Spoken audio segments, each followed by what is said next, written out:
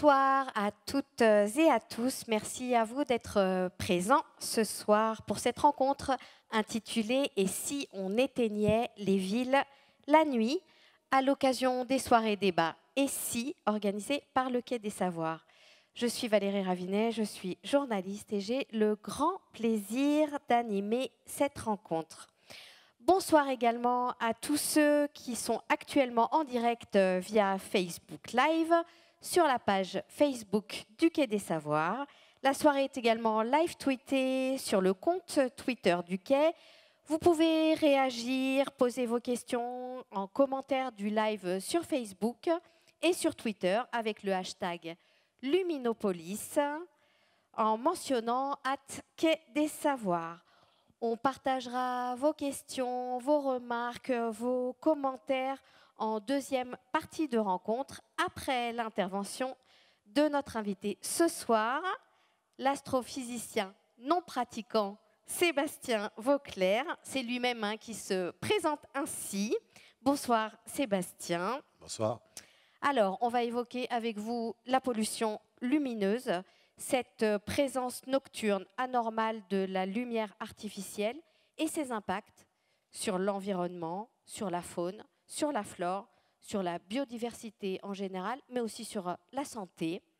Et plus largement, vous allez nous dire ce que c'est que la pollution lumineuse, comment la mesure et comment et pourquoi il faut la combattre. Alors, juste avant de vous donner la parole, quelques mots pour vous introduire. Vous êtes, je le disais, astrophysicien de formation et vous vouez une vraie passion au ciel et aux étoiles que vous partagez volontiers en enseignant, en donnant des conférences, en proposant les instruments pour observer depuis votre magasin toulousain, la Clé des Étoiles.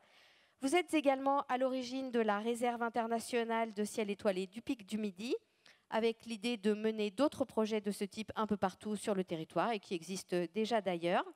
Et enfin, vous avez fondé Dark Sky Lab, un bureau d'études spécialisé dans le domaine de la pollution lumineuse et ses impacts sur les écosystèmes. Je vous propose de partager en guise d'introduction quelques images dénichées par l'INA, partenaire du Quai des Savoirs, un extrait de complément d'enquête tourné en 2009 qui traite d'une des thématiques que l'on va évoquer ce soir, celle de la préservation de l'environnement nocturne. Je vous laisse regarder.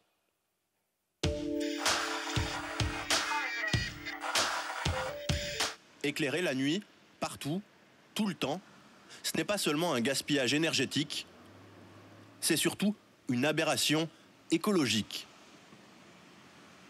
Les spécialistes, comme Florent Lamiot, parlent de pollution lumineuse, quand la lumière artificielle bouleverse le rythme de la nature. Avant l'éclairage public, ce problème n'existait pas effectivement, et ça n'existait pas depuis 3,7 milliards d'années. C'est vraiment, il y a à peu près 100 ans qu'on bouleverse complètement l'environnement nocturne. Et les hormones qui dépendent de la lumière, en fait, sont des hormones fondamentales. Toutes les espèces en dépendent et toute notre physiologie en dépend. Et on ne s'est pas rendu compte, en fait, quand on a inventé l'éclairage, que ça avait un tel impact. Un phénomène silencieux et presque invisible, à moins de regarder le haut des réverbères. Chaque nuit, une multitude d'insectes vient mourir autour de chaque ampoule. Un monde microscopique qui confond désormais le jour et la nuit. Beaucoup de pavillons sont migrateurs. S'ils passent toute la nuit à tourner autour de tous les lampadaires, évidemment, ils mangent leur sucre et leur graisse. Enfin, c'est pas eux, c'est plutôt des sucres, ou des protéines d'ailleurs, et ils s'épuisent. Donc ils perdent leur force et ils ne peuvent plus aller là où ils doivent aller, se reproduire, trouver la femelle et faire la génération de l'année d'après.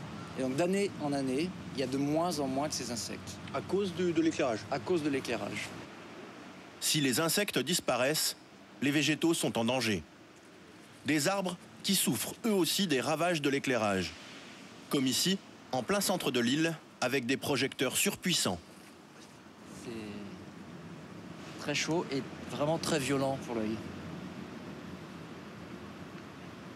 On modifie la biologie de l'arbre et on voit très très nettement que dans les 5 premiers mètres qui sont exposés à l'éclairage, les feuilles persistent, alors qu'en haut, où la lumière n'est plus assez forte, les feuilles ont totalement disparu, ce qui est normal. C'est comme si un animal avait la moitié de son corps qui entre en hibernation et pas l'autre. S'il n'y avait pas ces lumières, il n'aurait plus de feuilles. Absolument, ça c'est absolument certain. Si je coupe l'éclairage qui est là, dans quelques jours, les feuilles tombent. Pollution, gaspillage, des notions qui commencent tout juste à être prises en compte par ceux qui illuminent nos villes.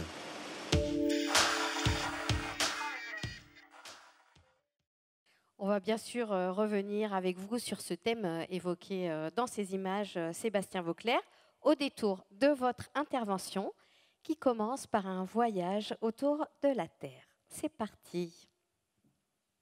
Eh bien, bonsoir à tous. Donc, je démarre sur ces magnifiques images, parce que même si le but de ce que je vais vous montrer avec ces images, c'est pas forcément magnifique, puisqu'on va parler justement de pollution, ce qui est plutôt a priori relativement négatif. Mais je dois dire que c'est quand même beau la Terre vue du ciel.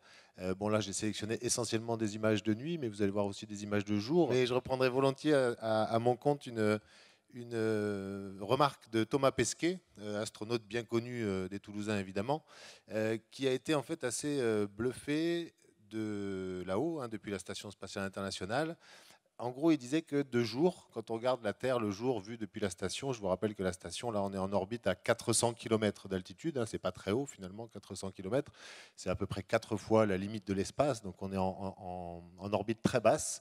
Mais Thomas Pesquet disait que de jour, on a du mal finalement à trouver les traces de la civilisation humaine sur Terre. C'est-à-dire qu'il faut vraiment scruter vraiment en détail pour essayer de voir des traces. Alors on voit quand même des très grandes villes, on voit la muraille de Chine évidemment, des choses connues comme ça, mais il faut vraiment scruter pour voir la présence humaine. Alors que de nuit, eh bien, évidemment, la civilisation saute aux yeux, c'est le cas de le dire, puisque d'un seul coup, quand on plonge dans la partie nuit, la Terre s'allume. Et donc c'est ce qu'on voit sur ces vidéos. Donc on voit plein de choses sur ces vidéos. Là, c'est des draperies que vous reconnaissez tous, qui sont les aurores boréales, ces interactions entre le rayonnement solaire et l'atmosphère terrestre. Donc ça, c'est absolument magnifique aussi vu d'en haut. En premier plan, on voit quelques éléments de la station spatiale elle-même. On voit quelques étoiles. Il y a la constellation d'Orion là-bas qui se couche derrière la Terre. Mais en fait, ce que je voulais principalement vous montrer évidemment sur cette vidéo, c'est que quand on regarde depuis 400 km d'altitude vers le bas, vous en avez la preuve ici, on voit directement la lumière. Alors c'est très généralement de la lumière de nos villes, de l'éclairage public. Alors évidemment, il y a aussi le débat sur l'éclairage privé, etc. Ce serait bien prétentieux de ma part que de dire que je répondrai à tout ce qu'on a dit que j'allais raconter ce soir, parce que sinon je vous occuperai une grosse partie de la nuit, ce qui n'est pas forcément l'objectif ce soir. Donc on aura peut-être l'occasion de rediscuter de tout ça, donc ce sera assez rapide et superficiel pour essayer de brosser les différents sujets. Mais si on voit comme ça depuis 400 km d'altitude les lumières de nos villes, c'est une preuve irréfutable que la lumière va du bas vers le haut. En gros, pour le dire assez brutalement, sur un ton un peu volontairement provocateur, vous êtes en train de voir vos impôts qui partent en fumée, messieurs, dames. Voilà. Puisque l'éclairage public est payé, c'est de l'éclairage public, donc c'est payé avec nos contributions de citoyens, donc nos impôts. Nos impôts servent à sécuriser l'espace où les humains vivent. Jusqu'à preuve du contraire, on a parlé des insectes dans la vidéo précédente, mais jusqu'à preuve du contraire, l'homme, encore au XXIe siècle, vit sur le plancher des vaches. Et donc, pour sécuriser l'endroit où on a besoin d'être sécurisé, ça se passe en bas et pas vers le haut. Donc, l'éclairage public, c'est une première chose assez évidente, doit éclairer uniquement vers le bas. C'est là où on en a besoin. Et tout ce qui part vers le haut, finalement, c'est du gaspillage. Donc, c'est du gaspillage énergétique. J'ai dit, en rigolant un petit peu, l'histoire des impôts, même si ce n'est pas du tout une blague. Mais c'est ça aussi qui fait, en fait, la formation des fameux halos lumineux qu'on voit au-dessus des villes. Vous avez tous fait cette expérience, j'imagine, en rentrant par exemple un soir de la campagne vers Toulouse. À des dizaines de kilomètres à la ronde, on va voir ce halo lumineux au-dessus des villes. Et donc c'est ça qui a effectivement un effet délétère sur pas mal de choses et finalement sur tout ce qui se passe la nuit. Le petit reportage précédent l'a bien indiqué, la faune, la flore, en fait tout ce qui est vivant sur la planète est impacté par cette lumière la nuit pour une simple et bonne raison, c'est que l'évolution a fait que les différentes espèces se sont succédées sur Terre, mais toujours avec un cycle jour-nuit, avec le cycle de la Lune, avec les cycles naturels de la vie. Et le cycle naturel de la vie, il comporte une bonne partie de nuit, tout simplement. Et que ce soit les animaux, la flore, et parmi les animaux de la biodiversité, il y a une espèce un peu à part que sont les humains. On a absolument besoin aussi d'obscurité totale pour dormir la nuit. Donc c'est quelque chose d'absolument fondamental. Et donc cette vidéo permet comme ça d'introduire un peu le propos. que je vais développer un tout petit peu parce qu'on m'a accordé un peu de temps, mais jamais assez pour raconter tout ça. Mais ce sera l'occasion de compléter un petit peu après si vous avez des questions. Alors vous avez peut-être vu, ça a coupé un peu vite, mais vous avez peut-être vu la fin de la vidéo là, qui s'arrêtait juste sur la France, hein, c'était fait exprès, pour pouvoir voir un petit peu, par exemple, le sud-ouest vu depuis l'espace. Donc j'en profite après cette petite introduction pour remercier le Quai des Savoirs de m'avoir invité sur ce sujet. Et je suis d'autant plus ravi d'être ici avec vous ce soir. Je vous remercie d'être là tous aussi, dans le cadre de cette exposition Luminopolis, puisque j'ai eu la chance d'être invité il y a quelques années déjà maintenant par Cap Science. C'est un petit peu l'équivalent du Quai des Savoirs à Bordeaux qui a conçu cette exposition. Et donc j'ai eu la chance de participer au conseil scientifique de cette exposition. Donc si vous avez eu un peu de mal à répondre aux quelques enquêtes de l'Escape Game qui parlent de pollution lumineuse, c'est peut-être un petit peu de ma faute. J'espère que vous êtes échappé quand même. Si vous étiez encore coincé, vous ne seriez pas là ce soir pour m'écouter. Donc je pense que c'est le cas. Allez, je continue parce que j'ai quand même pas mal de choses à vous raconter. Donc la première des choses, je suis désolé, c'est un peu de définition, mais on va aller très vite. Hein. La pollution lumineuse, tout simplement, c'est un phénomène d'origine anthropique, il ne faut pas l'oublier, c'est-à-dire que c'est l'homme qui est à l'origine de ça. Ça a été dit dans le reportage précédent. Donc c'est très récent, hein, ça a été dit aussi, l'éclairage public. Je ne vais pas revenir, malheureusement, je n'ai pas le temps de faire tout l'historique des allumeurs de réverbères, etc. Toujours est-il que depuis qu'on a inventé l'électricité et la lumière électrique qui ne coûte pas très cher, qu'on a naturellement, et de manière tout à fait justifiée, considéré comme du progrès, et bien comme souvent dans le cas du progrès humain, on a tendance à le développer un peu à outrance. Je prends souvent l'exemple aussi de l'électronique, qu'on met tout le temps dans les voitures, etc. Aujourd'hui, on a les voitures qui font les créneaux à notre place, donc on n'apprend plus trop à conduire. Est-ce que c'est vraiment la solution? Je ne sais pas. Toujours est-il que la lumière, c'est pareil. On en a voulu partout, tout le monde a voulu son lampadaire, et il suffit de se balader dans les campagnes environnantes à Toulouse, mais partout ailleurs finalement, pour voir que la moindre ferme isolée a son lampadaire devant sa porte qui éclaire toute la nuit alors qu'il n'y a rien qui bouge, ou éventuellement des animaux nocturnes qui seraient probablement mieux sans cette lumière. Alors historiquement, là j'ai classé deux types de pollution lumineuse. En réalité, il y a une seule pollution lumineuse, où on peut parler de plusieurs pollutions lumineuses si on veut, avec les différents impacts, mais là c'est plus un côté historique des choses. Je parle d'abord de pollution lumineuse astronomique, excusez-moi. Parce que c'est la première chose qu'on voit. Ce que je vous disais tout à l'heure, le halo lumineux, bon, quand on est en ville à Toulouse, on lève les yeux au ciel, on peut compter les étoiles qu'on voit sur les doigts des mains, quoi, hein. Ça va être quelques dizaines, on va dire. Il ne faut pas oublier qu'un être humain, un œil humain normal, dans un ciel de qualité, c'est-à-dire sans trop de pollution lumineuse, devrait être capable de voir à peu près 2000 étoiles à l'œil nu. Donc essayez de les compter ce soir quand on sortira d'ici, s'il fait beau. On est très très loin des 2000 étoiles ici. Et tout simplement, historiquement parlant, c'est les astronomes qui se sont inquiétés de ce sujet. Pour une simple et bonne raison, c'est que les étoiles et le ciel étoilé, c'est l'outil de travail des astronomes. Et donc dès les années 1970, en particulier, des astronomes professionnels américains ont commencé à voir la ville de Tucson en particulier prendre de l'ampleur en termes de halo lumineux. Ils ont commencé à s'inquiéter un peu de ça. Et donc, l'origine de la question de la pollution lumineuse vient de là, en fait. Et donc, c'est pour ça que j'y reviendrai un petit peu tout à l'heure, mais jusqu'à très, très, très récemment, ça se compte en mois, en quelques mois ou en quelques années, on ne parlait de pollution lumineuse que dans le cadre de ciel étoilé, en fait. Et d'ailleurs, on a parlé en introduction des créations des réserves internationales de ciel étoilé. Il y en a une au Pic du Midi, la première, ensuite les Cévennes. Maintenant, on est sur le Mercantour et il y a d'autres projets en cours. Mais en français, la traduction, c'est Réserve internationale de ciel étoilé. Alors que le terme original américain, c'est International Dark Sky Reserve. Ça veut dire réserve internationale de ciel noir. Et c'est quand même une subtilité non négligeable, puisque quand on parle de ciel étoilé, par définition, on ne s'intéresse qu'aux étoiles et en fait, on reste dans ce carcan astronomique. Mais aujourd'hui, les effets délétères, comme je vous l'ai dit déjà en introduction, sont sur tous les sujets.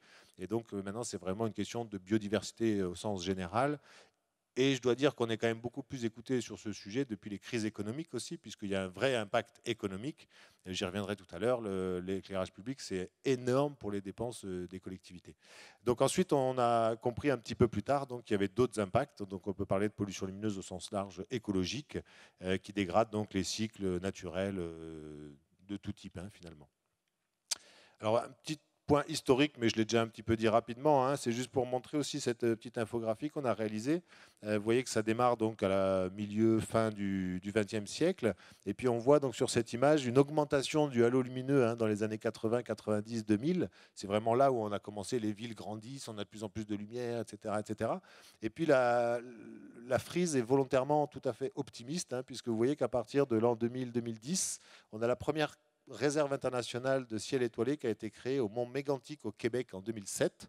Ensuite, celle du Pic du Midi qui a suivi. Ensuite, maintenant, comme je vous le disais, on est sur pas mal de territoires. En gros, on travaille aujourd'hui, au moment où je vous parle, sur une vingtaine de territoires en France. Alors, pas que sur des projets de réserve internationale de ciel étoilé. D'autres projets sont vraiment uniquement tournés vers la biodiversité, vers ce qu'on appelle maintenant les trames noires. Mais en gros, on a quand même très bon espoir qu'à partir de maintenant, en fait, on va gagner sur la qualité du ciel nocturne en réduisant la pollution lumineuse. Et d'ailleurs, je dois dire, j'y reviendrai un tout petit peu, je crois, aussi après, mais il y a aujourd'hui une vraie prise de conscience législative, d'ailleurs, avec un arrêté ministériel qui a été publié fin 2018, qui fait de la France aujourd'hui un des pays les plus engagés en termes législatifs sur la protection de l'environnement nocturne. Alors évidemment, je parle de la France. Quand on prend le problème sur un plan international, c'est une toute autre histoire. En particulier, les pays en voie de développement sont très très loin de se poser encore ce genre de questions. Et d'ailleurs, malheureusement, tous les vieux matériels qui sont maintenant interdits par la loi en France, on a tendance à les vendre quand même quelque part, puisqu'ils existent. Et on sait où ça finit en général, malheureusement. Alors pour illustrer assez directement la première pollution lumineuse historique, la pollution lumineuse astronomique. Je prends un exemple que je présente assez régulièrement, mais qui est assez parlant. On est ici au Mont Wilson, aux États-Unis. Alors pour la petite histoire, puisqu'on a dit que j'avais un petit passé d'astrophysique quand même, j'ai travaillé un peu en cosmologie. Et en cosmologie, en fait, l'idée, c'est d'étudier l'univers dans son ensemble, sans forcément s'intéresser aux composants de cet univers. Donc on ne regarde pas les étoiles, les galaxies et tout ça, mais on essaie de comprendre l'univers. Et il se trouve que dans cette coupole du Mont Wilson, il y a à peu près un siècle de ça, il y avait une bataille féroce entre deux scientifiques bien réputés, donc l'astronome Edwin Hubble, qui a donné son nom donc au fameux satellite télescope spatial, et Albert Einstein. Einstein qui était plutôt de ceux qui pensaient que l'univers était statique, la création divine, donc c'était forcément la beauté incarnée, c'était forcément immuable. Et Hubble, lui, a mesuré que les galaxies avaient tendance à s'éloigner de nous. En fait, on avait l'impression qu'elles s'éloignaient de nous, ce qui a prouvé finalement que l'univers était en expansion, donc que l'univers est en évolution. Il faut que je m'arrête là-dessus, parce que si je continue sur ce genre de parenthèse, je vais vite me faire reprendre à l'ordre. Et donc l'idée, c'est que depuis la coupole du Mont Wilson, ici, on peut s'amuser, si vous voulez, à regarder les galaxies comme ça vers le haut, comme le faisait Hubble, mais on peut aussi s'amuser, pourquoi pas, à regarder vers le bas. Et si on fait ça, qu'est-ce qu'on voit? On voit une jolie constellation, une constellation terrestre qui s'appelle Los Angeles. Alors ça, c'est une photo de Los Angeles, la ville évidemment, prise en 1908. Et donc les choses évoluent, donc on peut comparer avec une même photo prise du même endroit de Los Angeles en 1958. Et pourquoi pas 50 ans plus tard, en 2008. Voilà. Donc voilà ce qu'on appelle la disparition du ciel étoilé, avec l'expansion d'une ville comme Los Angeles. Alors évidemment, tout ça n'a rien de scientifique, puisque comparer une photographie prise à un siècle d'intervalle, bon, la technique photo a un tout petit peu évolué depuis, donc c'est vraiment uniquement à but d'illustration. Alors on peut quand même comparer maintenant des choses un peu plus scientifiques en s'appuyant sur un satellite de la NASA, qui n'a pas du tout été envoyé au départ pour étudier la lumière la nuit, mais on détourne en fait les images que ce satellite fait.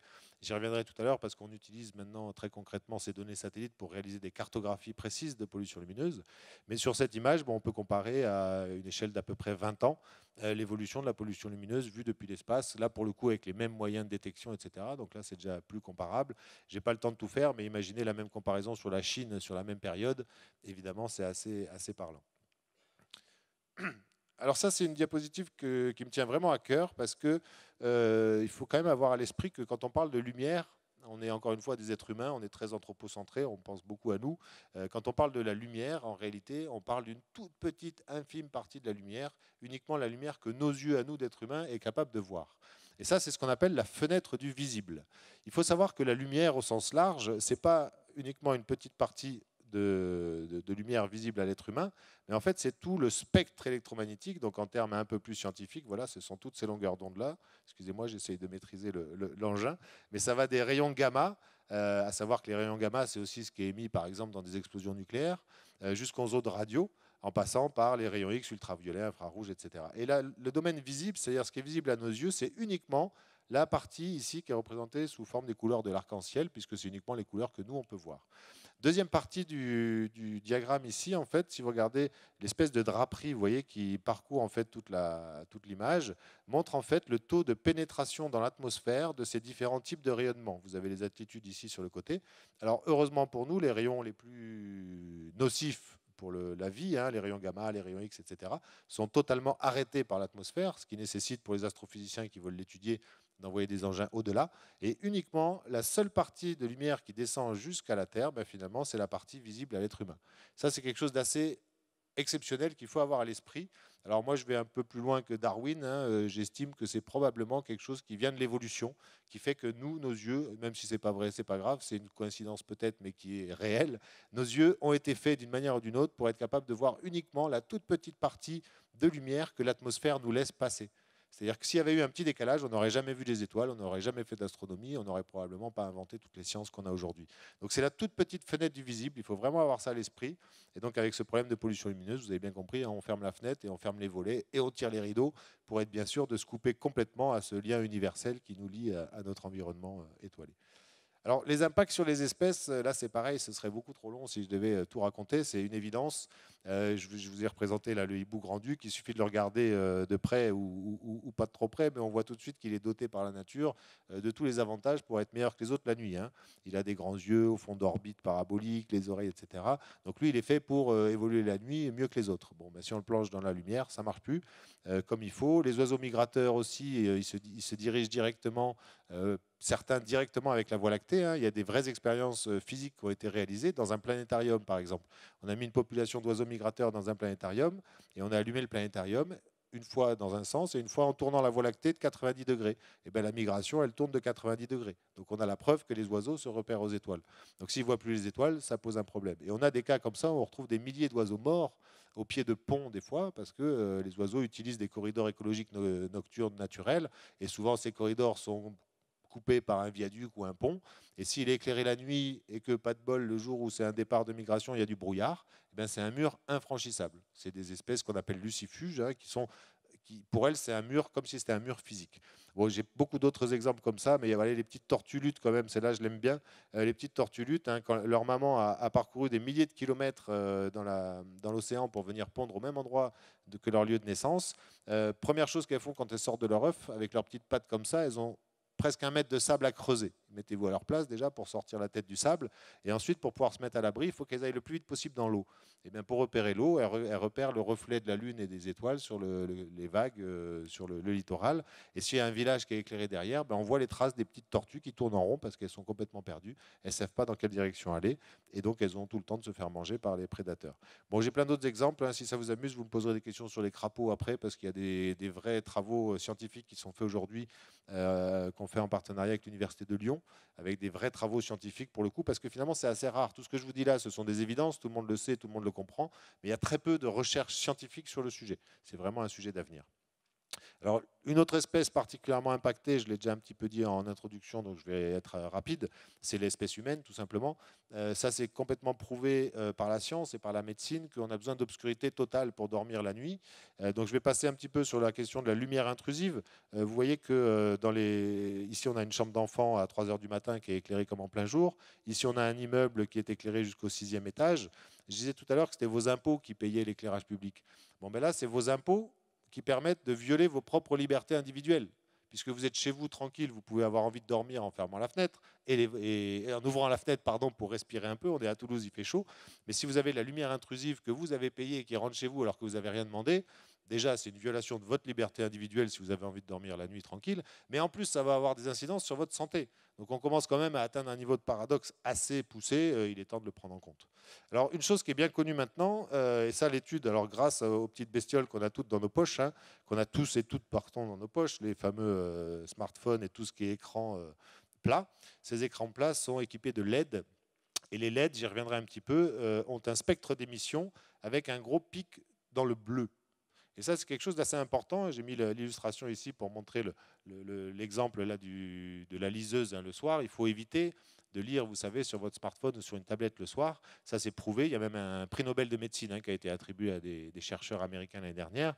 Et on sait que la lumière bleue envoyée dans nos yeux le soir donne une information à notre cerveau que c'est pas l'heure de dormir. Alors pourquoi? Je vais le dire très vite. Quand il fait beau, vous avez tous remarqué que le ciel est bleu.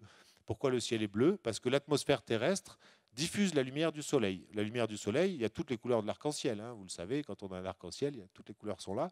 Mais quand la lumière du soleil traverse l'atmosphère, il reste surtout du bleu sur toute l'atmosphère.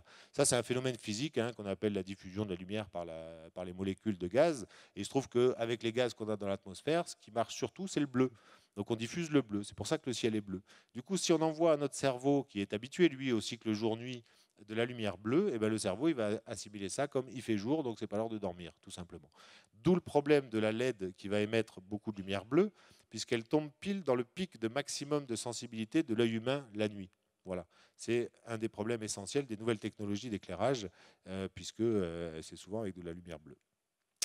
Alors on va parler un petit peu plus concrètement maintenant de l'éclairage public. Un petit exemple ici, très rapidement, l'éclairage public, il faut avoir en tête qu'il y a à peu près 10 millions de points lumineux.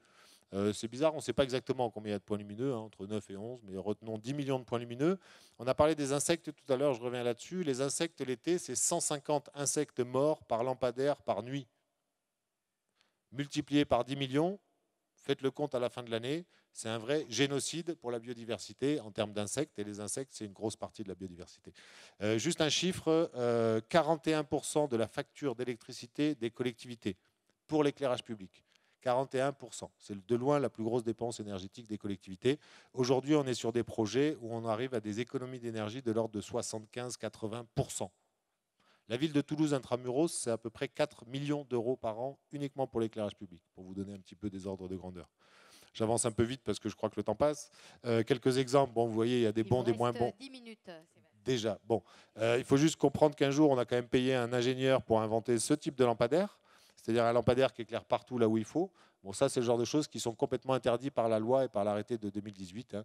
Donc, à partir du 1er janvier 2020, on n'a plus le droit d'installer ce genre d'éclairage. Donc, les choses quand même avancent. Alors, on va parler un petit peu de qualité spectrale des sources, puisque je vous ai dit qu'il y avait un problème avec cette lumière bleue, hein, essentiellement. Alors là, ce que je vous montre là, ce n'est pas de l'éclairage public. Hein. Évidemment, si on est sur une côte, c'est de l'éclairage publicitaire, de vitrines, etc.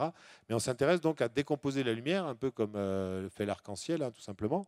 Et on voit comme ça que différents types de sources. Alors, on est très habitués, nous, dans les villes actuellement en France, à voir des spectres de ce type-là. C'est le fameux sodium haute pression, qui émet beaucoup de lumière orangée. Et de plus en plus, on va passer maintenant sur des technologies à LED. Qu'on le veuille ou non, de toute façon, la technologie est là. On est un peu obligé de faire avec. Mais vous voyez qu'il y a des LED qui vont avoir une couleur, une grosse présence bleue en fait dans le spectre, donc qui peut poser des problèmes. Et d'autres LED, on parle de température de couleur. Hein, quand on diminue la température de couleur, on va avoir de moins en moins de bleu. Donc c'est important d'avoir cette information-là quand on va choisir des nouvelles technologies pour l'éclairage, pour limiter justement cet impact bleu qui a beaucoup d'impact sur l'humain, la biodiversité en général et le ciel étoilé, puisque je vous ai dit que la diffusion de l'atmosphère, c'était beaucoup plus efficace dans le bleu. Donc si demain on remplace tous les éclairages orange par du bleu, on multiplie aussi par 4 les halos lumineux, puisque la diffusion de la lumière, ça marche dans les deux sens. Hein, donc, alors voilà un exemple très concret maintenant de travail qu'on réalise donc au sein du bureau d'études d'Art Skylab que je représente. On travaille en fait directement sur les bases de données, puisque en général on a la base de données très précise, on dit SIG, c'est-à-dire qu'on connaît, c'est un système international de géographie, on connaît le positionnement GPS de chaque lampadaire avec sa puissance, sa couleur, etc. Donc là j'ai pris un exemple très local puisque c'est la Haute-Garonne. Il faut savoir que la Haute-Garonne c'est le plus grand parc d'éclairage public de France, avec 255 000 points lumineux. Donc ce que je vous représente sur cette image, tous les points, alors évidemment il y en a tellement qu'on ne les distingue pas, mais tous les points orange ou violet, là, ce sont des points lumineux. Il y en a 255 000 sur la Haute-Garonne, très majoritairement du sodium, mais on a aussi des LED ou d'autres types d'éclairage.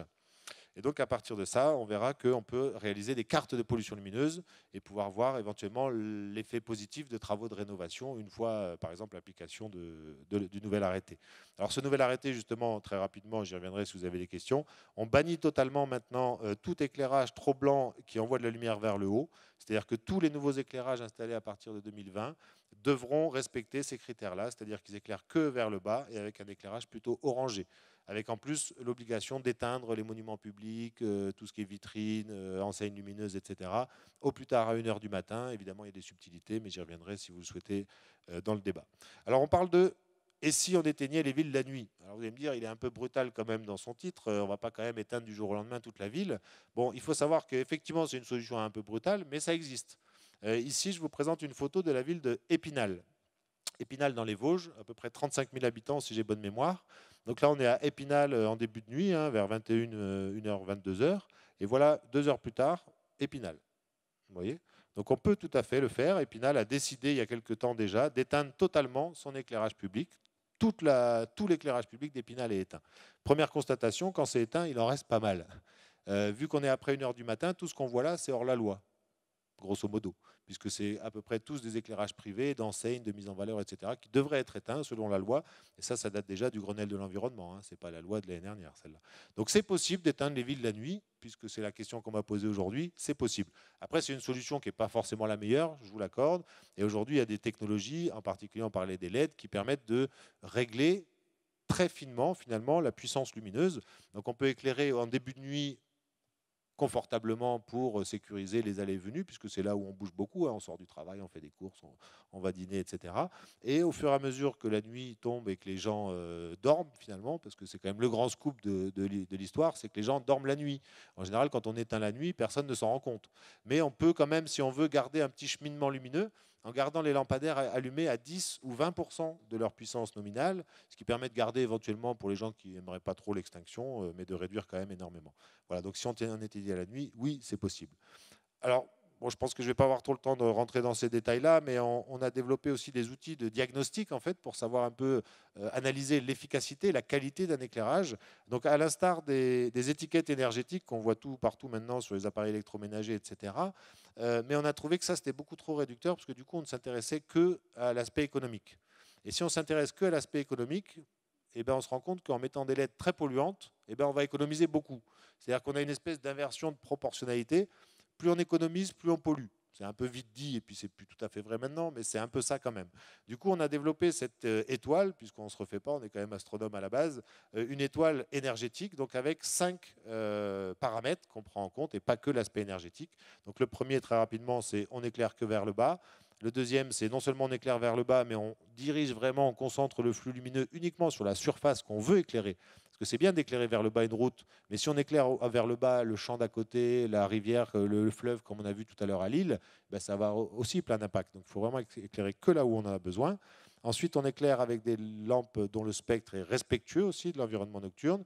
Si possible, on va valoriser aussi la gestion temporelle de l'éclairage. Est-ce qu'on va éteindre des quartiers? Est-ce qu'on va réduire la puissance à certaines heures, etc. Et enfin, évidemment, l'aspect énergétique qui compte aussi beaucoup. Et donc ça permet, après rénovation, de visualiser tout de suite l'impact positif des travaux qu'on a pu réaliser. Allez, j'en viens à la dernière partie de l'exposé avec un outil numérique scientifique qu'on a développé pour modéliser, le but ultime, c'est de cartographier cette pollution lumineuse. Donc, je pense que je n'ai pas le temps de rentrer dans trop de détails, mais vous avez une échelle ici sur le côté qui montre que plus c'est rouge, plus on a un ciel de mauvaise qualité et qui correspond aux grandes villes, et plus on va vers le bleu et le gris, meilleure est l'obscurité naturelle. Et donc, on a différents types de sources de données, en particulier les bases de données géoréférencées, comme je vous les ai indiquées tout à l'heure, ou les données satellites qui vont nous permettre de créer ces cartes de pollution lumineuse. Donc, on peut les faire à différentes échelles, à l'échelle de la France, à l'échelle d'un territoire. Ici, c'est le parc naturel régional du Vercors, par exemple. Et ensuite, zoomer à l'échelle d'une commune, ce qui va nous permettre d'agir sur un seul lampadaire, si on veut, ou sur une rue ou un quartier. Donc, on peut modifier un lampadaire pour voir si ça a un effet sur la pollution lumineuse générée. Alors, voilà un autre exemple en Bourgogne. Ici, on se rend bien compte qu'il y a une zone polluée à droite, à gauche, à l'est, à l'ouest, et qu'au nord et au sud, on a 2 réservoirs de ciel noir qu'on aurait bien envie de rejoindre, parce qu'on se dit que là, il pourrait y avoir un corridor écologique nocturne à restaurer. Et donc, c'est assez simple avec ce logiciel. Il suffit d'éteindre la petite commune ici, qui a quelques dizaines d'habitants, et on a reconstitué un corridor écologique nocturne. Donc, les espèces peuvent se balader tranquillement, et ça évite aussi les problèmes, par exemple, de consanguinité. Les grands mammifères ont besoin de très grands espaces aussi pour vivre et se reproduire, et on a comme ça restauré leur espace vital. Alors on peut le faire aussi à différentes échelles. Ici, j'ai montré ici un isocontour qu'on voit se résorber après rénovation. Ici, l'isocontour, c'est à considérer comme une barrière gênante pour les chauves-souris. C'est-à-dire que les chauves-souris qui habitent ici, qui ont envie d'aller manger là, là, elles sont obligées de faire le tour, elles prennent le périph'. Alors qu'une fois qu'on a agi sur l'éclairage public, on a restauré un corridor ici, donc la chauve-souris peut aller directement dans son garde-manger favori, par exemple. Alors je reviens ici sur l'exemple de Toulouse. À partir de 255 000 points lumineux de la Haute-Garonne, plus exactement, on a généré cette carte de pollution lumineuse. Et malheureusement, pour l'instant, on n'a pas accès à la base de données détaillée, géoréférencée de la ville de Toulouse même. Donc dans ces cas-là, puisque ça arrive dans beaucoup d'autres territoires, bien évidemment, on ne peut pas parler de pollution lumineuse de Haute-Garonne si on ne considère pas Toulouse. Et donc on a ce qu'on appelle un mode mixte, c'est-à-dire qu'on travaille d'une part avec les bases de données quand elles existent, et on peut rajouter en fait des données qu'on a obtenues du satellite pour compléter en fait des lacunes qu'on aurait dans certaines bases de données. Je reviendrai en détail sur tout ça si vous le souhaitez. On développe en parallèle des instruments de mesure aussi scientifiques de cette pollution lumineuse. Donc ça, c'est relativement facile quand même pour un astronome. Mais encore faut-il développer des outils qui soient faciles à déployer sur le territoire, puisqu'en fait, on les prête beaucoup à des gens dans des parcs nationaux, etc., qui les déploient eux-mêmes, parce que il faut dire que tous ces territoires n'ont pas beaucoup d'argent non plus pour ce genre d'études. Et donc, on leur met à disposition des instruments qui déploient eux-mêmes. Comme ça permet de faire des études très complètes pour pas très cher finalement. Et vous voyez qu'on a simplifié le truc, on est moderne aussi, ça se pilote avec un smartphone, etc. Je reviendrai dessus si vous le souhaitez. Et ça permet surtout de voir comme ça que cet instrument, si vous voulez, il fait une mesure de la noirceur du ciel par minute, tout le temps qu'il est installé. Et donc on se rend compte comme ça qu'au cours d'une nuit, ici on voit la courbe, l'obscurité, plus on descend, plus il fait noir. Et donc vous voyez que la courbe descend, c'est normal parce que ce soir-là, il y avait un premier quartier de lune. Donc il y a une petite lune qui fait un peu de lumière et qui petit à petit va descendre sur l'horizon. Donc on voit la courbe qui descend normalement. Ici, tac, on a une chute un peu plus brutale, c'est parce que la commune d'à côté a éteint son éclairage public. Donc on voit tout de suite la chute. Et on se rend bien compte comme ça que finalement l'obscurité naturelle est très variable au cours d'une nuit. Ce qui justifie de faire des mesures au long cours, comme ça, statistiques, toutes les minutes, parce que si on se pointe à un endroit donné avec un instrument de mesure, on va mesurer à une heure donnée, à un endroit donné. On n'aura pas une bonne vision de la pollution lumineuse globale. Dernier point, vous voyez que la courbe remonte violemment à la fin. Ça, c'est dû à un passage nuageux. Alors ça, on s'est rendu compte aussi, je vous l'ai dit en introduction, la pollution lumineuse, au départ, c'était qu'un truc d'astronome. Et l'astronome, c'est la seule espèce vivante sur Terre qui sort dehors la nuit que quand il fait beau et quand il n'y a pas la Lune. Après, toutes les autres espèces, en particulier les crapauds, par exemple, des dombes autour de Lyon, elles sortent aussi quand il pleut. Et donc, quand il pleut, vous l'avez tous remarqué, par exemple, à Toulouse, quand on a une couverture nuageuse, finalement, on démultiplie la pollution lumineuse parce que ça fait un espèce d'effet miroir, finalement. Donc, on s'est rendu compte comme ça qu'il fallait aussi s'intéresser à la pollution lumineuse quand il ne fait pas beau. Donc, je passe sur les détails, mais on fait des statistiques un peu complètes comme ça autour d'un territoire. Ici, c'est Limoges Métropole. Et on se rend compte comme ça qu'on a différents pics. Vous voyez ici, par exemple, c'est très clairement 2 pics. C'est-à-dire qu'on a un niveau de pollution lumineuse quand il fait beau et un niveau de pollution lumineuse quand il ne fait pas beau. Et après, on peut évidemment développer ça un peu plus en détail avec différentes conditions météo. Donc le résultat, il est là. Ça, c'est la carte de pollution lumineuse faite à partir des images satellites dans le cas où il ferait beau. Et on a extrapolé au cas où il ne ferait pas beau. Et vous voyez du coup qu'on a une augmentation assez forte du contraste. C'est-à-dire que les zones où on a de la pollution, on en a encore plus. Et les zones où on n'a pas beaucoup de pollution, on en a moins, parce que finalement, la couverture nuageuse garde la pollution là où elle est générée au départ. Je crois que j'ai à peu près fini mon exposé, ce qui est à peu près attendu. Juste pour dire qu'il y a les exemples de réserves internationales de ciel étoilé qui sont les types de projets qu'on développe. Il y en a quelques-uns d'autres en cours, en particulier en Aquitaine et ailleurs. Et ici, un exemple juste pour montrer qu'on peut travailler à partir du moment où on a les données détaillées, on peut travailler même à l'échelle des grandes villes. On s'était amusé, par exemple, à travailler sur Paris, sur la modification des abribus. On est capable de faire des études d'impact. Par exemple, si on transforme les abribus juste rétroéclairés par des abribus équipés de panneaux à LED lumineux, on démultiplie encore plus la pollution lumineuse. Et même dans une ville comme Paris, évidemment, où il y a beaucoup de pollution lumineuse, on est capable de l'estimer comme ça. Et ce n'est pas négligeable parce que le vrai gros risque qui nous pend au nez très très rapidement, c'est le développement à outrance de ces panneaux à LED lumineux. Et alors ça, c'est le pire de tout, y compris pour la pollution visuelle, pour les automobilistes et encore pire pour la pollution lumineuse, évidemment. Voilà, je vous remercie de votre attention. Ça a été court, mais j'ai presque tenu le timing, ce qui est déjà un peu exceptionnel. Si ça vous intéresse, je tiens à votre disposition aussi ces petites plaquettes là qui résument un petit peu l'exposé. Et puis je suis tout oui pour les questions qui, je suis sûr, ne manqueront pas. Absolument. Merci à vous. Merci beaucoup Sébastien Vauclair pour cette introduction claire, si j'ose dire, autour du thème de la pollution lumineuse retenue ce soir. On peut l'applaudir, je crois. Alors, je vous propose maintenant de passer à la deuxième partie de notre rencontre dédiée aux échanges. Est-ce que vous avez des questions, des remarques, des témoignages? Un micro est à votre disposition. Une question? Est-ce qu'il y en a sur le compte Twitter ou le Facebook? Non, pas pour l'instant. Donc, monsieur... Bonjour. On vous écoute. J'avais une question sur est-ce que dans les villes, c'est possible de changer le voltage en fait des lumières pour en fait artificiellement genre baisser la tension dans les villes et donc ça semblerait du coup un coût super simple en fait pour réduire la nuisance lumineuse. On a du mal à vous voir parce qu'il y a de la pollution lumineuse sur le plateau, mais Mais oui, alors évidemment, c'est possible, puisqu'en gros, hein, je ne rentre pas dans les détails, et puis il y a eu des intervenants de qualité à ma place qui sont beaucoup plus spécialistes que moi sur le sujet. Mais en gros, l'idée, c'est qu'on convertit une puissance électrique en puissance lumineuse. Une puissance lumineuse, c'est des volts et des ampères, effectivement. Et donc, on peut diminuer la puissance électrique pour diminuer la puissance lumineuse. Mais il y a des limites. Et c'est là où je disais que les LED ont un avantage là-dessus, parce que pour l'instant, les ampoules classiques, hein, type sodium, etc., c'est ce qu'on appelle des lampes à décharge. C'est-à-dire c'est une ampoule avec du gaz, on fait une décharge électrique, ça excite le gaz, et le gaz, en se désexcitant, il émet de la lumière. Mais qui dit décharge électrique dit un certain niveau de puissance électrique, justement. Et si on n'envoie pas assez de puissance électrique, ben, l'ampoule, elle ne s'allume pas. Voilà. Donc on a une certaine limite. Avec les éclairages classiques qu'on a dans nos villes aujourd'hui, on peut, grosso modo, descendre d'à peu près 30%. La puissance lumineuse, et donc, enfin la puissance lumineuse. Donc on peut réduire un petit peu, mais pas beaucoup. En gros, ce que je disais tout à l'heure, c'est que si demain vous installez des éclairages et que vous baissez de 50%, personne ne s'en rend compte. Donc 30%, c'est un peu, mais ce n'est pas énorme. C'est un des avantages des LED. Il n'y a pas que des avantages pour les LED, mais c'est un des gros avantages des LED, c'est que la LED n'est pas une ampoule. La LED, c'est un composant électronique, et on peut lui faire ce qu'on veut, en gros. C'est-à-dire que la LED, à quelques détails près, on peut aller de 0 à 100%. Alors si on fait que 2-3%, en fait la LED elle n'a pas assez pour émettre de lumière, mais on peut avoir une LED qui va être allumée qu'à 10% de sa puissance nominale. Et ça on ne peut pas avec les lampes à décharge. Mais c'est une solution de base assez évidente, tout à fait. Est-ce que globalement les collectivités sont conscientes des problématiques de pollution lumineuse et qu'est-ce qu'on peut faire pour les sensibiliser davantage ? C'est pour ça que je suis là ce soir, par exemple. Mais oui, je dois dire que les choses ont énormément évolué. Alors nous, on travaille sur ce sujet-là. Ça ne me rajeunit pas de dire ça, mais ça doit faire une trentaine d'années que je parle de ces sujets-là. Jusqu'à 2010, je dirais, on était très proactifs. C'est-à-dire qu'on était associatifs, militants, on allait voir les gens, on se battait. Beaucoup pour la qualité du ciel étoilé. On était astronome, on voulait garder notre loisir ou notre profession. Mais c'est vraiment la transition, je la situerai autour de 2010, où on a pris conscience de l'impact sur la biodiversité.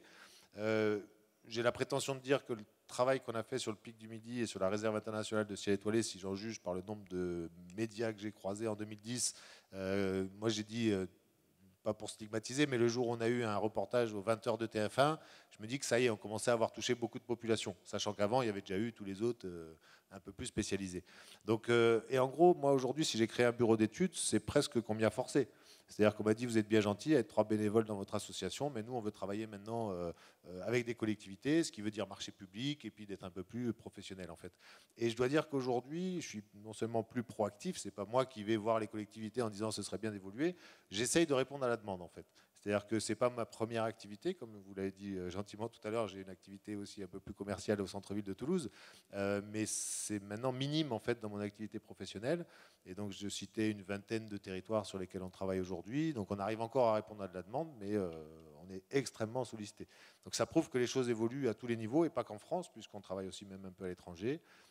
Donc oui, la prise de conscience est là de plus en plus, le train est largement en marche.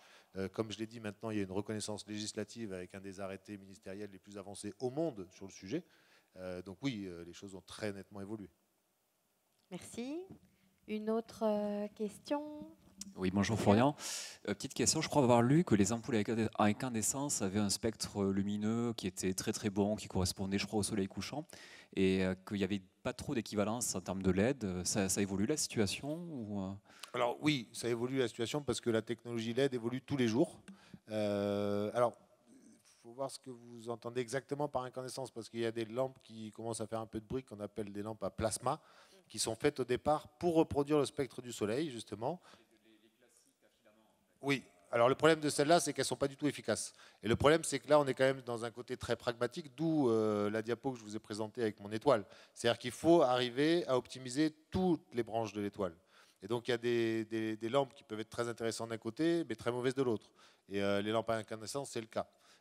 Donc, ce n'est pas terrible. Après, on a des nouveaux types de lampes, comme les lampes au plasma que je citais tout à l'heure, qui sont faites pour reproduire le spectre du soleil, mais c'est plus de la lampe de luminothérapie, en fait, puisqu'on connaît bien maintenant les impacts de la lumière sur le vivant, donc les impacts délétères la nuit, mais on sait aussi que ça peut avoir des avantages le jour.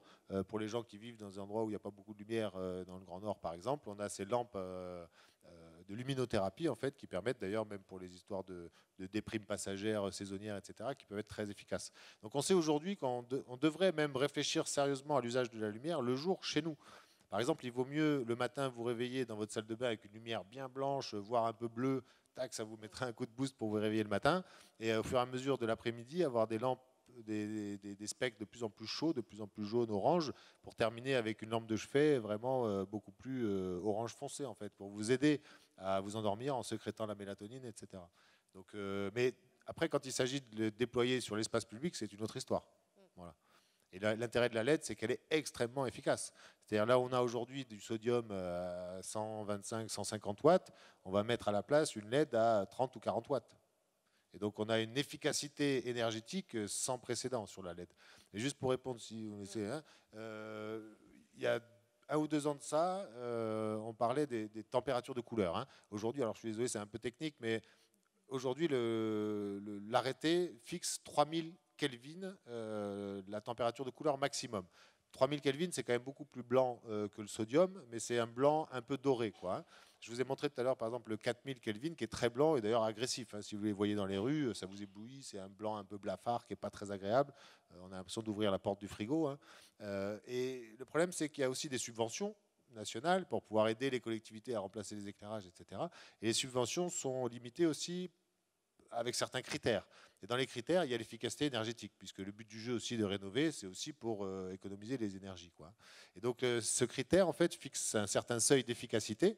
Et il y a 1 an ou 2, on avait ce même type de réunion à l'ADEME, par exemple, et les lampes qu'on préconisait à 2700 Kelvin n'étaient pas éligibles, en fait, dans ce critère d'efficacité. Aujourd'hui, on passe avec des lampes très oranges à 2000 ou 2200 Kelvin. Et ça, c'est des choses qui évoluent vraiment de mois en mois. Donc c'est très, très rapide. Alors justement, est-ce qu'il y a beaucoup de travaux de recherche sur ces sujets? Est-ce qu'il y en a quelques-uns que vous pouvez citer? Est-ce qu'il y en a même ici, à Toulouse?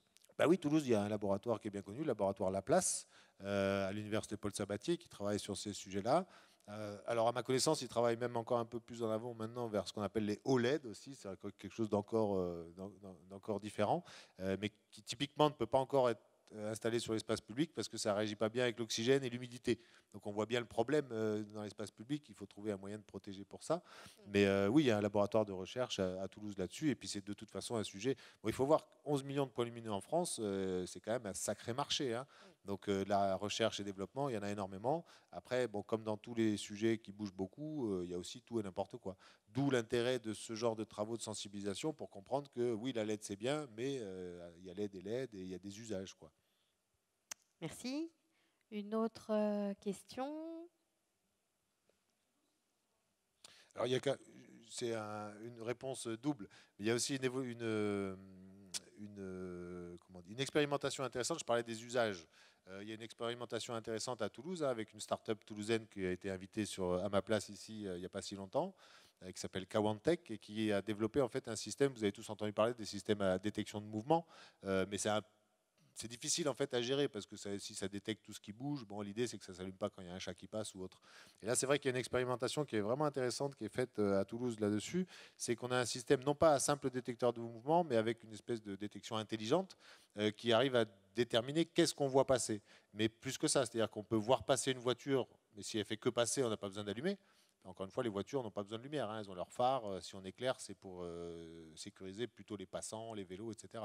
Et donc le système est capable de discriminer si c'est une voiture ou un vélo, par exemple, mais aussi de savoir si la voiture ne fait que passer ou si elle est en train de se garer. Et donc s'il voit que la voiture recule pour faire un créneau, là, ça va allumer parce que la personne va sortir de sa voiture et voudra de la lumière. Donc ça, c'est des démarches qui sont plutôt très intéressantes. Après, c'est vrai que, pour répondre à la question très directement, Toulouse aujourd'hui n'est pas quand même la ville la plus proactive en la matière pour la protection de l'environnement nocturne. Donc il y a des travaux, il y a énormément de conversions d'éclairage en LED, donc qui vont permettre de faire un petit peu d'économie d'énergie, c'est vrai. Mais force est de constater qu'on pourrait attendre, c'est mon souhait le plus cher, d'une ville comme Toulouse, qui est la 4e ville de France, d'être un peu proactive aussi sur ce sujet. Et étant donné que maintenant il y a un arrêté ministériel qui est sorti, on sait qu'à partir du 1er janvier 2020, très concrètement, les luminaires qui sont installés en ce moment à Toulouse ne sont pas conformes à l'arrêté qui va être obligatoire au 1er janvier 2020. Donc on pourrait espérer qu'on prenne un peu d'avance, puisqu'on sait qu'il y a cet arrêté-là, autant essayer de l'appliquer tout de suite, ce serait à mon avis une bonne idée. Alors en complément de cette remarque, une question Twitter. Qu'est-ce qu'on peut faire à l'échelle individuelle, à notre échelle de citoyen, pour lutter contre la pollution lumineuse ? Déjà, se sensibiliser soi-même au sujet, c'est pas mal. Donc poser la question, c'est déjà bien. Le partager sur les réseaux sociaux à droite à gauche, c'est encore mieux. Le partager autour de soi. Et puis ensuite, discuter, et en particulier discuter avec les élus. Il y a un truc qui est assez exceptionnel avec ce sujet, c'est que c'est une équation magique. Il n'y a pas beaucoup de sujets comme ça. J'avais eu l'occasion une fois, à l'époque, avec l'ancien président, j'ai eu l'occasion de faire une lettre ouverte. Je dis, est-ce que vous connaissez d'autres sujets, monsieur le président, qui vous permettent de faire du vrai développement durable, hein, et pas du greenwashing, voilà, des vraies économies d'énergie, 75% sur la facture d'électricité, de la protection des libertés individuelles, de la protection de la santé humaine, de la protection de la biodiversité, des économies d'énergie, et en plus de la création d'emplois. J'en suis l'exemple vivant. Est-ce que vous connaissez d'autres sujets qui permettent de faire tout ça? Et un jour, en rigolant, parce que souvent on appelle ça les comités de pilotage sur les projets que je mène dans les territoires. Donc il y a tout un tas de gens autour de la table, des élus, des techniciens, etc. Et puis des fois, il y a des représentants de EDF ou en particulier, c'était un cadre d'Enedis. Et donc comme j'ai mon côté un peu provocateur, je dis bon ben voilà, tout le monde a tout à gagner là-dedans, sauf peut-être EDF. Et là, il m'a arrêté tout de suite, il m'a dit non, non, non, détrompez-vous. Alors du coup, je leur sors. Il faut savoir que EDF, évidemment, est à fond aussi sur les énergies renouvelables. La principale énergie renouvelable facile à utiliser, c'est celle du soleil. On en est à très très loin de l'utiliser au niveau de ce qu'on pourrait faire. Et on a un problème de stockage de l'énergie solaire. Alors, bon, je ne sais pas, les générations qui sont ici, elles sont à peu près de la mienne, voire, on connaissait les heures pleines et les heures creuses. On nous disait, faites tourner votre machine à laver la nuit parce que l'électricité coûte moins cher. Mais en fait, maintenant, c'est le contraire. C'est-à-dire que si on utilise les énergies renouvelables, il vaut mieux utiliser l'énergie le jour parce que c'est le soleil qu'on va utiliser directement. Et du coup, de moins utiliser d'énergie la nuit, en fait, ça intéresse même Enedis. Et donc, même Enedis et EDF n'a pas à perdre dans cette histoire-là. Est-ce que vous connaissez d'autres sujets? Je pose la question ouverte ici. Est-ce que vous connaissez d'autres sujets qui permettent de remplir toutes les cases comme ça, où personne n'a rien à perdre, et on va économiser énormément d'énergie, et en plus, on crée de l'emploi? C'est juste magique. Donc, il faut y aller, il faut le faire savoir autour de soi. Donc, rencontrer, je réponds quand même à la question, rencontrer les élus près de chez vous. Dans toutes les collectivités, il y a des élus responsables de la biodiversité maintenant ou de l'énergie. Les deux ont un intérêt là-dedans, parlez-leur de ça, et à l'échelle communale, très facilement, la première chose à faire, c'est d'installer des horloges astronomiques, par exemple, pour n'allumer que quand il faut, c'est-à-dire vraiment par rapport aux heures de coucher et de lever du soleil, et non pas par rapport à l'heure de la montre, parce que ça, le ciel, il s'en fiche. Rien que de faire ça, ça permet d'économiser quelques heures d'éclairage par an, et au bout d'un an, on a remboursé l'investissement de l'horloge astronomique. Ensuite, si on a des quartiers purement résidentiels où les gens dorment la nuit, on peut éteindre les quartiers. Il y a plein d'exemples autour de Toulouse. Il y a une dizaine de milliers de communes en France aujourd'hui qui font ça. Ça se passe très très bien. J'en ai parlé avec le maire d'Épinal. Je vous ai montré Épinal. Il n'y a pas la moindre insécurité de plus. Il n'y a pas le moindre problème comme ça. Sauf quelques cas très particuliers qui sont gérés au coup par coup. Il faut savoir que les cambriolages, par exemple, j'aurais pu venir avec le responsable de la gendarmerie locale, c'est systématiquement les mêmes témoignages. Tous les cambriolages ont lieu entre 11h le matin et 16h l'après-midi. C'est-à-dire quand vous n'êtes pas chez vous et qu'il fait jour, ce qui est tout à fait logique. Donc les gens qui pensent que éteindre les villes la nuit, ça va être un coupe-gorge partout, etc., c'est juste absolument faux. On a la preuve contraire. C'est le cas aussi sur la route. C'est un autre exemple, malheureusement, toulousain que je peux citer. C'est que de rallumer les périphériques, à part dans les zones de conflit, les sorties, des choses comme ça, mais rallumer des voies à grande circulation, on sait que ça crée des accidents plus dangereux que de les éteindre. On a plein d'exemples, que ce soit autour de Paris, en Belgique, sur différentes autoroutes ou périphériques. Des voies à grande circulation éteintes sont moins dangereuses qu'allumées. Voilà, donc il y a tout un tas de cas comme ça. Sensibiliser, sensibiliser et encore sensibiliser. Une dernière question, une remarque? Il n'y a pas d'autres questions sur Twitter ni sur Facebook. Alors, je n'ai plus qu'à vous remercier toutes et tous. Et on peut encore une fois applaudir notre intervenant ce soir. Merci à vous. Je nous souhaite en tout cas d'avoir l'occasion de poursuivre nos échanges et de continuer à lutter de façon éclairée contre la pollution lumineuse. Très bonne soirée. Merci.